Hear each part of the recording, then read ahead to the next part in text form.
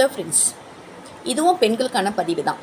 சில வீட்டில் பார்த்தீங்கன்னா பெண்கள் எப்போ பார்த்தாலும் காட்டு கத்திக்கிட்டே இருப்பாங்க. காலையிலையும் சரி, மதியமும் சரி, மாலையிலையும் சரி, இரவுலையும் சரி, எப்போ பார்த்தாலும் கோபத்தோடையே இருப்பாங்க. இதை கணவர் என்ன பண்ணுவார், நான் பார்த்துட்டே இருந்தேன், என்ன இவ எப்போ பார்த்தாலும் கத்திக்கிட்டே இருக்காள், வீட்டில் ஒரு நிம்மதியே இல்லையே அப்படின்ட்டு நைஸாக எழுந்து வெளியே போக பார்ப்பாங்க. ஆனால் பெண்கள் ஏன் கத்துறாங்க? ஒரு சில சூழ்நிலைகள். ஒன்று, வீட்டில் அளவுக்கு அதிகமான வேலை, அவங்க ஒரே ஆள் பார்க்க வேண்டியதாக இருக்கும். அந்த அளவுக்கு அதிகமான வேலை இருக்கும்போது அவங்களுக்கு கோபம் வரதான் செய்யும், அதனால் கத்த தான் செய்வாங்க. ரெண்டாவது ஒரு விஷயம், பிள்ளைகளோ கணவரோ இல்லை வீட்டில் இருக்கிறவங்களோ இவங்க சொல்கிற பேச்சு கேட்க மாட்டாங்க, மதிக்க மாட்டாங்க. அந்த டைமில் இவங்களுக்கு கோபம் வரும், அப்பையும் கத்த தான் செய்வாங்க. மூன்றாவது, உற்றார் உறவினர்கள் ஏதோ ஒரு காரணத்தால் இவங்கள புறக்கணிப்பார்கள். அப்போ அந்த நேரத்தில் அவங்களுக்கு அந்த கோபத்தை வெளிப்படுத்துவாங்க. ஏன்னா இவங்களாம் இப்படி இருக்காங்களே, நம்ம எவ்வளோ செய்கிறோம், இருந்தாலே நம்மளை மதிக்க மாட்டேன்றாங்களே இந்த சொந்தக்காரங்கெல்லாம் அப்படின்னு ஒரு கோபம் வரும்.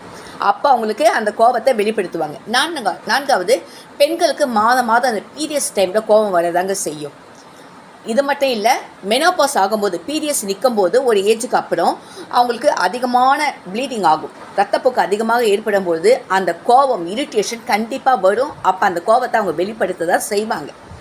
ஐந்தாவது, அவங்க எதிர்பார்த்த மாதிரி சுற்றுச்சூழல் அட்மாஸ்பியர் இருக்காது. அந்த டைமில் எதை பார்த்தாலும் அவங்களுக்கு கோபம் வர மாதிரியே இருக்கும். வச்ச இடத்துல வச்ச பொருள் இருக்காது, மாற்றி மாற்றி வைப்பாங்க. அப்போ அந்த சூழ்நிலைகள் மாறும்போது அவங்களுக்கு கோபம் வரதான் செய்யும்.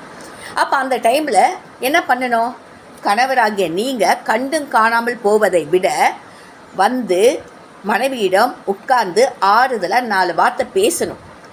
அவங்க தலையை உங்கள் தோளோடு சாட்சி, என்ன பிரச்சனை உனக்கு அப்படின்னு கேட்டு அந்த பிரச்சனைக்கான வழியை நீங்கள் தீர்க்கணும்.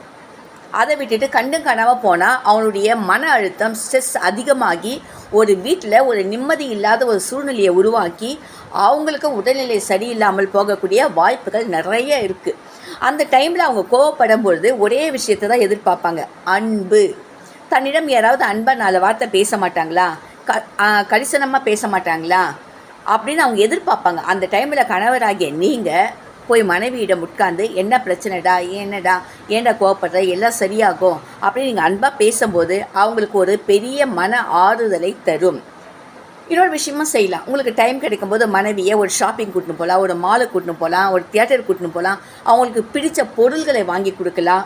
அப்படி கொடுக்கும்பொழுது அவங்களுக்கு ஒரு மிகப்பெரிய மன ஆறுதல் கிடைக்கும். அந்த மன அழுத்தம், மன ஸ்ட்ரெஸ்ஸு அதிலிருந்து அவங்களுக்கு விடுதலை பெற ஒரு நல்ல வாய்ப்பாக இருக்கும். இப்படி நீங்கள் செய்யும்போது வீட்டில் ஒரு அமைதியான சூழ்நிலை உருவாகும், ஒரு நிம்மதி கிடைக்கும் இல்லையா? இதை கணவர்மார்கள் நிறைய பேர் செய்வது கிடையாது. தான் உண்டு தான் வேலை உண்டு, சம்பாதிச்சு கொடுத்தோமா நம்ம வேலை முடிஞ்சு